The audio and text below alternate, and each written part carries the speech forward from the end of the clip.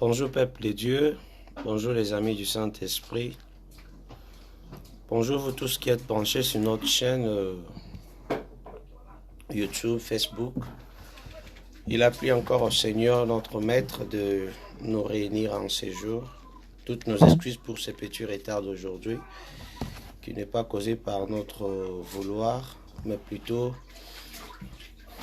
comme vous le savez, c'est la technique, le réseau qui ne nous a pas permis d'être en direct avant l'heure aujourd'hui, mais cela n'empêche que pendant quelques moments, l'on puisse partager de la pensée que l'Éternel a placée à nous. Merci à Dieu qui nous a gardés, merci à Dieu qui nous laisse le temps de vivre, comme vous pouvez le voir, bien-aimés dans le Seigneur. Et beaucoup d'entre nous, ils ont eu des problèmes. Chez nous au Congo, il y a eu la pluie hier à 6 heures, si je ne m'abuse pas. Il y a eu beaucoup de morts. Mais le Seigneur nous a gardés en vie, c'est avec cause.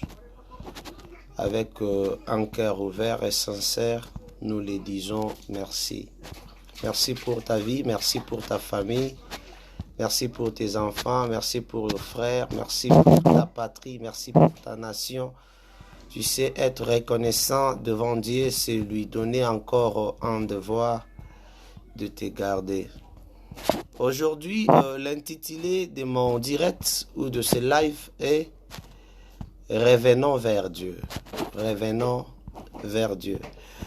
Ce n'est pas un message d'obligation, mais c'est un message qui nous donne le temps de revoir notre départ, de revoir comment nous sommes conduits, revoir sur quelle base nous étions. Revenons à Dieu.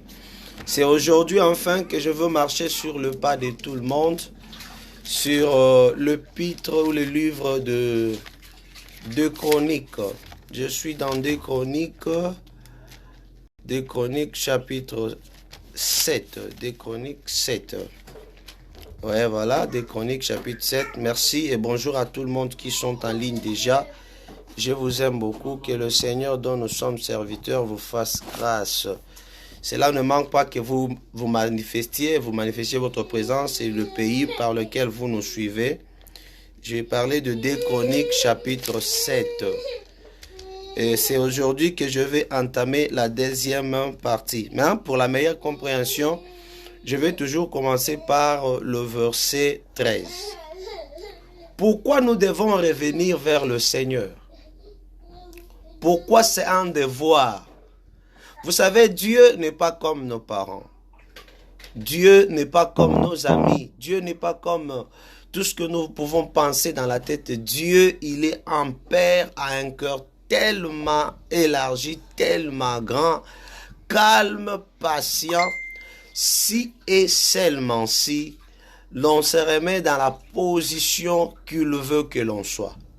Je te donnerai l'exemple de cet enfant prodigue qui était insensé. Selon la vraie version des choses, il était insensé. Mais il a dit à son père, donne-moi l'héritage, donne-moi ma part, j'irai loin de toi. C'est une erreur que plusieurs personnes ont commise dans la Bible. Je te donne aussi l'exemple de Judas. Si Judas était à côté de son père, Judas ne se retrouverait pas dans le bras de Tamar. Si Judas était à côté de son père, Judas ne perdrait plus ses 10 enfants parce qu'il n'en avait que 3. Si Judas était à côté de son père, Judas ne tomberait pas dans le chaos. Je te donne l'exemple de la deuxième personne, c'est Naomi et son mari. À cause de la manque de patience, à cause de la manque de compréhension, à cause de la manque de demande de la volonté de Dieu, Naomi a perdu son mari, Naomi a perdu ses 2 enfants. Or, la Bible dit, le besoin ou les désirs de la femme seront dirigés par son mari. Mais moi, je me pose la question, si le mari de Anne est décédé, le désir de Anne serait à qui? Les enfants, la Bible dit, c'est lui qui a un fils à la vie. Mais Anne a perdu non seulement un, mais 2. Vous pouvez comprendre ce que ça fait. Pourquoi? la manque de compréhension, la manque de patience. Le socle de mon message aujourd'hui, c'est avoir la conscience de revenir sur ses pas. Revenons vers Dieu, c'est une bonne chose. Écoutez, Dieu ne peut pas guérir les nations par le coronavirus si l'on ne reconnaît pas. Je bénis tous les frères et sœurs de l'Italie. En tout cas, vous avez compris. C'est ce que Dieu attend de vous. Ne soyez pas sûrs de vos hôpitaux. Ne soyez pas sûrs de moyens. Ne soyez pas sûrs du pays où vous êtes. Voilà, il y a des spécialistes. Non, il n'y a pas un spécialiste qui va guérir le coronavirus. Il n'y en a pas. Le coronavirus, c'est un état d'esprit. J'ai toujours dit aux gens, le sida ne tue pas. Si on ne t'a jamais appris que tu es contaminé par, tu as le virus de sida, si on ne t'a jamais dit ça, tu vas vivre calmement. Mais si seulement on t'apprend que tu as ces virus, la conscience commence à travailler.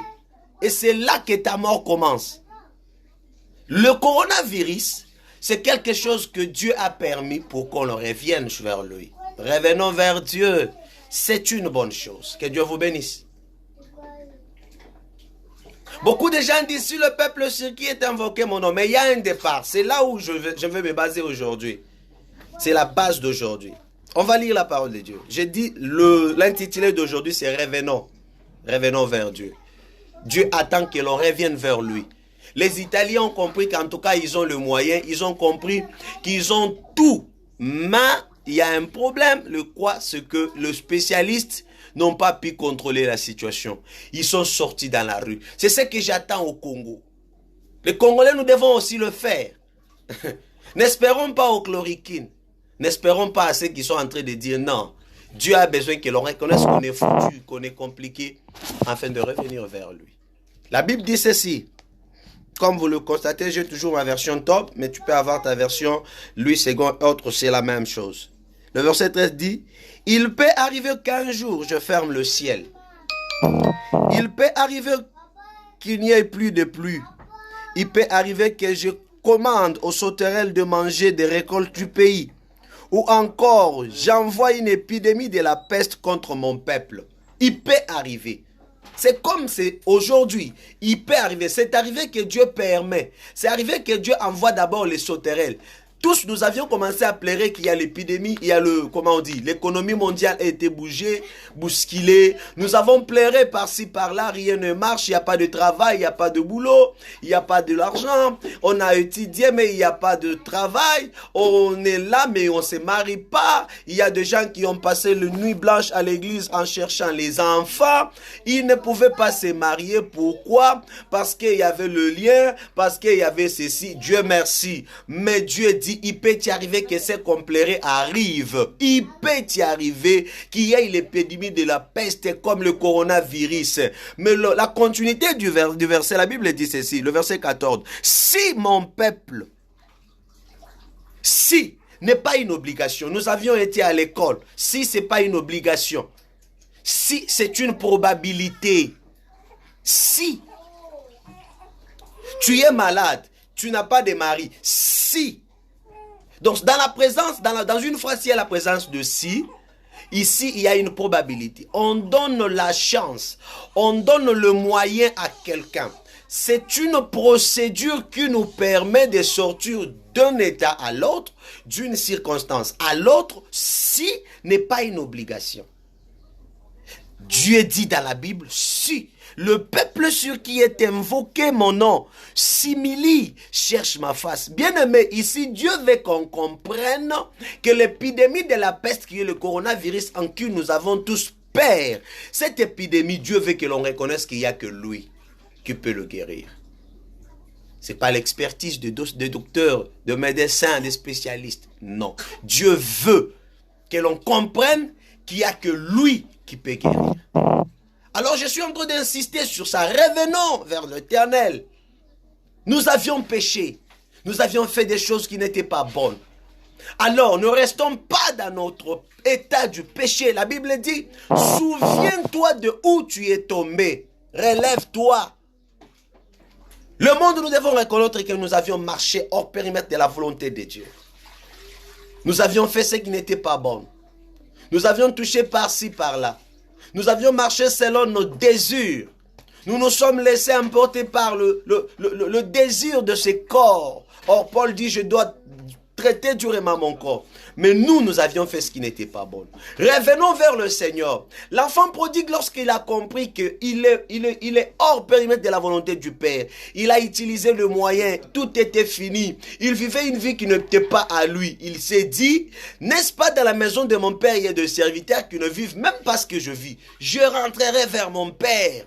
Nous devons rentrer vers Dieu. Le monde comprenait que Dieu veut que l'on rentre vers lui. Est-ce qu'on peut rentrer?